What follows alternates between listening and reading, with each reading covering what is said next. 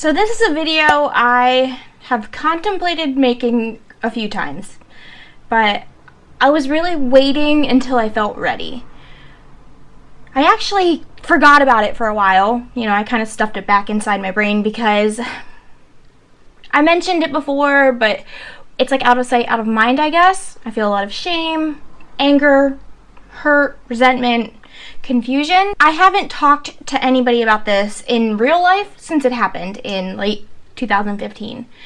And I briefly mentioned it in my video about my pregnancy and delivery while on Suboxone. I just feel like sharing it is a good thing now. Just say it already. We read the title. Honestly, I don't know. Like, I'm afraid to share it because it forces me to acknowledge how kind of stupid I was and how broken the system can be and how things can just go things are just out of your control, and it sucks sometimes, and it is terrifying when that happens. So I caught a case with CYS when I had Emerson. I was taking diverted Suboxone. I didn't have a prescription, and I acknowledged that. I thought I was okay. I told my OB. My OB knew. I didn't know much, though. Like, I really didn't. I didn't know what was going to happen after I had him. I didn't know what was going to happen. Like, there's so many things I didn't know. I didn't know that my OB wasn't going to be my delivering doctor. Like, I wish I had been more educated, but that really falls on me. Like, I should have been more educated. I should have done certain things. I didn't take the labor and delivery class that they offered at the hospital. I didn't even know where the ward was. Like, I don't know, it was just a lot. I was a high-risk pregnancy because of being on Suboxone. Although I was very healthy, very fit, I exercised up until like 6 months pregnant. Like, I ran a mile a day until I was 6 months pregnant, and then I felt like Emerson was just gonna fall out the bottom. But I ran a 5K, I did everything. I did everything I did prior to pregnancy, so I felt good. And I was naive, which seems to be a common theme in my videos these days, talking about old Megan and how naive she was. I'm gonna give you a little story as to why I did what I did and what happened because of it. I didn't know this was gonna happen. Had I known this would happen, I would have made different choices, but I didn't know. I feel like I need to share this story so other women can be educated and will know what could happen. It's different depending on the states, but I was in South Carolina when I gave birth to Emerson. Before I get into all the details, though, I need you to like this video and subscribe to my channel. It really helps me out, and if you could turn the bell notification on, that would be cool too, because then you can get notified when I upload. I'm working toward an upload schedule, but I'm not quite there yet. You'll be able to figure it out, I think, in a few weeks, because I'm getting a little bit better. But live streams are going to be every Wednesday night at 7 p.m., and I would love to see you there. I guess let's get into this. I'm really not looking forward to it, but okay. I was stupid for getting pregnant when I did. I was not ready. We were not ready. We were not financially ready. We were not emotionally ready. Like, I thought I was ready. It was a choice to have Emerson. We decided together that yes, we wanted to have a baby. It was a dumb choice. It was a very dumb choice. I do not regret it. I love my son very much. And even in the most like tiring, stressful moments, like, I don't regret it. I question why I wanted to become a parent, but I don't regret it. My pregnancy, like I said, I was very healthy. Greg and I were very active in the gym, exercise all the time, running, weightlifting, rock climbing. Like, my OB okayed everything. The only thing was, and I was very upfront about this at my very first appointment, I said I take Suboxone, but I don't have a prescription. And the OB wanted me to get a prescription, asked me to call this place. I called the place, and it was where Greg went, and it cost so much money. Like, we didn't have insurance that covered it. Neither of us did. I didn't have insurance, period. He had some coverage, but I didn't. And it was $250 a month to see the doctor, plus a $500 prescription. $500. Now, granted, we shared a prescription. I hate saying that I did this because you shouldn't have to do this. Like, Suboxone should be more accessible than this. Like, you shouldn't have to cheat the system in order to save money, in order to get by. I shouldn't have to decide between paying my $900 rent or my $750 Suboxone prescription. Like, come on, guys. Why is it like that? That is so frustrating in and of itself. So I told the OB that no, that wasn't happening. Now, I guess we could have swung it. You know, I had the extra $750 a month. Did I want to spend it? Hell no. Should I have spent it? Hell yes. I should have done the right thing. I naively thought that telling the OB that I take it would be okay. I was like, I'm not worried about drug tests, I'm not worried about this, like, I'm telling you, like, I take it normally, I just can't afford to go myself. I could have afforded to go. I didn't want to afford to go. That's the important difference there. I could have. I totally could have. And I'm frustrated that I didn't. So I went through my whole pregnancy. They talked to the clinic about prices and stuff. My OB stopped pushing it. I passed every drug test. Everything went fine. I was high risk, like I said, so I came in twice a week, every week at the end of my pregnancy, like the whole freaking third trimester, I'm pretty sure. And then I went into the hospital to give birth. I actually had to go into my doctor's appointment that morning. It was like early, 8 a.m. appointment. I went right from there to the hospital and was induced around 2. Every nurse was so supportive about it. No one checked to see if I had a prescription. They were just, oh, you're on Suboxone, that's great, blah, blah, blah. Talked me through it, like, encouraged me, supported me, made me feel proud. And I felt great. And then Emerson didn't come, so then second shift came in. Nurses were still cool, like, still had a few of the first shift nurses, like, doing a double, and everything was okay. Then third shift happened, and nurses got weird. And then first shift came again, and Emerson still was not out of me. And at this point, like, I don't know, I felt like very judged that I couldn't get my son to come out of me. They were like, at one point I seriously, like, I gave up. I was so tired, so exhausted, so hungry, so weak. Greg had to squeeze me to get Emerson to come out. He had his hand up like this, and I was pushing as hard as I could, and I couldn't do it. And I just felt like I was begging the doctor to give me a C-section because I couldn't do it. And I don't know, I just feel like maybe I tainted her opinion of me somehow. It sucks. So Emerson came out. He was beautiful, healthy, cone head and all. Like, bless his big head. It was a cone head. I pushed for 3 hours and I could not get it out. Like, that's another story, I guess. So everything was good after that, you know. I guess I should tell you a little bit. Like, when I was admitted, I did a UA in my doctor's office. Everything was cool. I went to the hospital. I did a UA. Everything seemed cool. I gave birth. I took 1 pain pill. Fucking regret that. I took 1 pain pill. And so I guess I ended up having Emerson, like, in the morning, my second day there, so Tuesday. And by that evening, things started to get a little weird.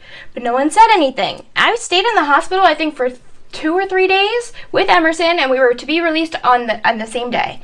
Now, my mom and my sister and my grandma, they drove down from Pennsylvania to see me. The only family I had in South Carolina was Greg's mom and stepdad, and his grandma and aunt, you know, like his side of the family. I had no family down there, but my mom, they're awesome. Like, of course she was going to be there. So she missed the delivery, like, just by a hair, but they were there to support me. And I was given no reason to think anything of it. And then Emerson, they made me drug test Emerson. They made me, like, have him pee in a bag. So, of course, I willingly did it. Why not? Why wouldn't I? I've been honest about everything. And they, what happened next? I guess I called a nurse to ask to have him brought back to my room because I wanted to spend time with him. And she said, okay, we'll bring him there shortly. Something's just off with his breathing. And I didn't know this, but they were, I guess, testing him to see if he tested on, like, the neonatal abstinence score thing. And my heart spiked. Like, I was like, oh God, like, because that could happen. Thankfully, he didn't, and he was brought to my room within minutes. But that nurse just was weird. She just didn't treat me right. Now, if you watch my previous video, I talk about how I was offered more pain medicine and declined numerous times. I really wanted Subutex. Because at that point, I was not as educated about Suboxone, and I thought I had to take Subutex. I thought that if I took Suboxone, I was going to get sick. I thought I was going to go into instant withdrawals. I didn't know. I didn't know. I most likely could have taken Suboxone. I don't even know if that pain pill really did much of anything.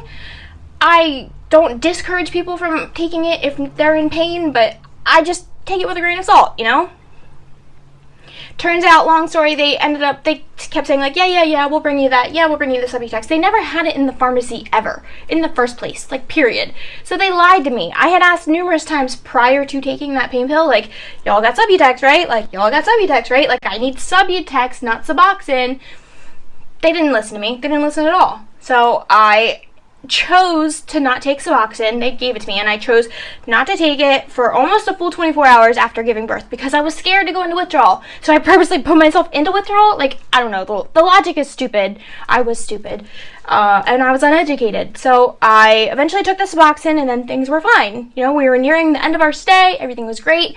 He had stayed in our room the whole time. He had no issues, didn't have to go to NIC unit or anything. I was happy. You know, we're all sitting there. This early in the morning, like 5 a.m., the doctor comes in, and he's like, oh, you're getting released today. That's good. He's like, your son tested positive on his drug screen, but yours was clean, so it's okay. And I was like, half asleep. Like, it's literally like 5:35, 6 in the morning. I don't know. It was early. And I looked at him, and I was like, what?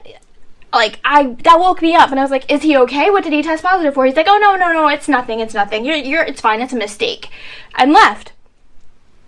So I asked the nurse, and the nurse looked over everything, and she said, I'll have to get back to you about that.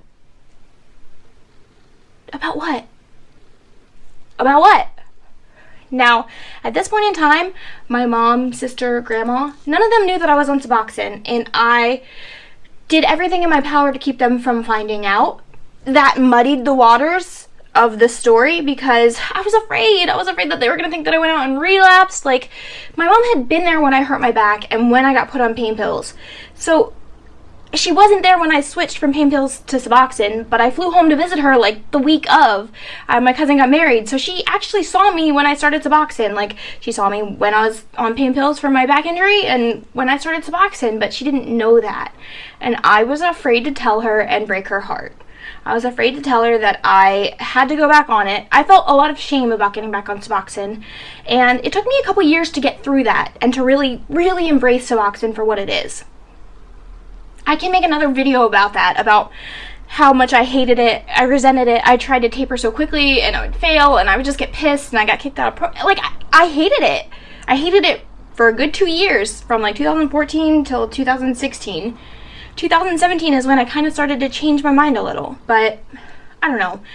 At some point, a nurse sat me down while my mom was outside of the room. I think they were getting food, and it was me and Greg. She sat me down and she said, we're going to have CYS come to see you before you leave. CYS has to see you before you can leave with your son today because of his urine analysis and the Suboxone. And I said, what do you mean? Like, I told my OB, like, this is not new knowledge, like, this isn't something you just found out. So then they gave me a drug screen, and I tested positive for opioids and Suboxone, just like I should have. They gave one to Greg, he tested positive for Suboxone, just like he should have, and I thought everything was okay. I was so wrong. The lady came to meet us, she was really nice, and she said to me, you're not allowed to leave with your son. You have to have a guardian. You have to stay with a guardian, essentially. I guess I wasn't allowed to have Emerson in my custody. I was not allowed to be alone with him ever. I had to always have a guardian there with me. I did not have any family in South Carolina except for Greg's family, and Greg's family scared me. I thought they were going to judge me. I thought they were going to hate me. I thought they were going to think that I hurt Emerson. We don't have the best relationship, and I wish that we did. And they don't know why we left, and I've been too afraid to tell them.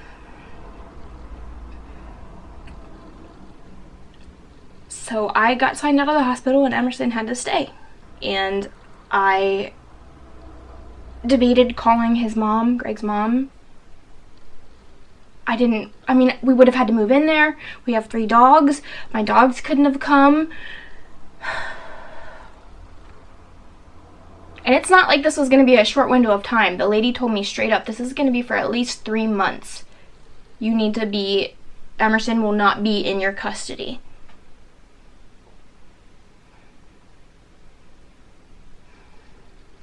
They just took him. Like, what was I supposed to do? I was checked out of the hospital. I legally could not keep him. And my mom is my fucking hero and lifesaver. And she moved from Pennsylvania to South Carolina for 3 months. She just just didn't go back to Pennsylvania. And she came down to meet her grandson, and she didn't leave for 3 months. And, you know, trying to tell family and stuff, like,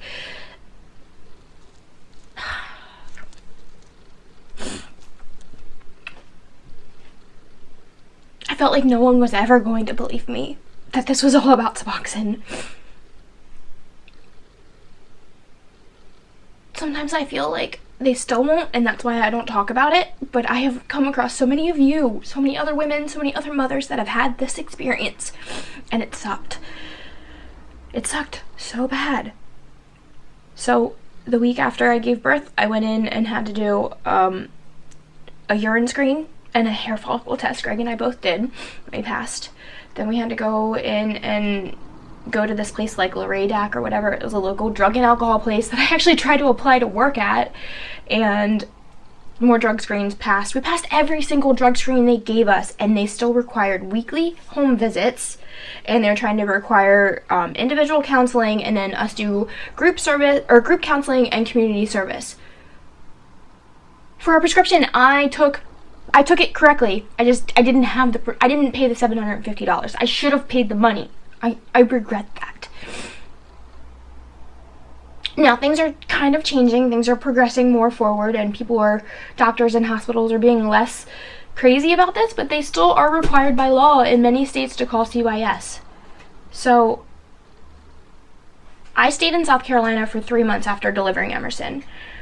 I had a caseworker assigned to me who had lived in Pennsylvania, so worked there, and then transferred to South Carolina. And she said, honey, this is a very misogynistic and backward state. If you have the opportunity to go back to Pennsylvania, go. She said, I'll give you a week, get a job, get out of here. And I did. I called my old boss at Panera, and I said, can I come back? And he said, when? And I said, in a week. So my mom drove home with Emerson to Pennsylvania. Greg and I packed up our entire house, my beautiful house. I had a whole life. I had a job and a beautiful house, and it was all taken from me because I was stupid and uneducated. It didn't end there. I was transferred to Pennsylvania, which was much more lenient, much more understanding, much more respectful, and I only had to do, I think 3 random drug screens, and they're like, you're good, you're not using. Like, of course I'm not. Like, have you seen my home? I had a beautiful home, and it was furnished and well taken care of, and the grass was manicured, and it was just, I had a life, and I was building my future there, and I thought I would be in that home forever, and I'm not. So I moved back to Pennsylvania, and we moved into a bedroom at my friend's house. We went from a 3-bedroom, 2-bath house with a garage and a fenced-in yard to living in a bedroom. 2 adults, 1 baby, and 3 dogs. And then I had to find a house that would rent to me as a felon with 3 dogs. It was terrible. And I'm so grateful for my landlord, but I hate this house. This house is ugly. It's old. Do you guys see the color of my walls? The floors are just so old and crappy and splintered, and I can't get a new house. I can't buy a home. I feel very slighted. I feel very screwed, but I can't do anything about it now except for share my story in hopes of educating someone else, in hopes of making someone else feel not so alone, and in hopes of breaking down the stigma and shame around this, because it's just a mandated requirement that they call CYS. It's not your fault. Taking the medication is the right thing. You should always choose the medication, and always tell your doctor, and even tell your doctor if you're taking it and it's diverted. I don't want to encourage you to lie to them. I don't regret telling them because I had a healthy pregnancy. Just had a very, very bad experience afterwards. I am going to make another video about my experience in Pennsylvania with CYS. It was very short, and I had a much better time, but it was thorough. Home visits, checked on my jobs, came to see Emerson a lot. There was a lot of things. Visited my mom, visited my place where we were staying in the bedroom. Thank God for my friend. Thank God she just was like, yes, come stay. She didn't ask questions. She didn't judge me. Thank God for Lydia, seriously, because I don't know where we would have went. But this was a heavy one, and there's more to add to it. So if you guys have any questions, leave me a comment. I'll definitely touch on the Pennsylvania, thing. I guess South Carolina required, like I said, the weekly home visits, individual counseling, group counseling, and community service. So it was just crazy. I couldn't believe how much they wanted, and we would give it to them, and then they still wanted more. Like, they would come into my home, and he has a crib and a whole decorated nursery, and it's like, I don't know. It is what it is. I have to just learn to let it go, because I can't change it. It's part of our story, and it made me a stronger person, and I'm glad that I'm back in Pennsylvania now, because I feel like that's where we're supposed to be. But if you're going through this, good luck. I love you. Reach out to me if you need any help or just need to vent. That's all I have for today, guys. Bye.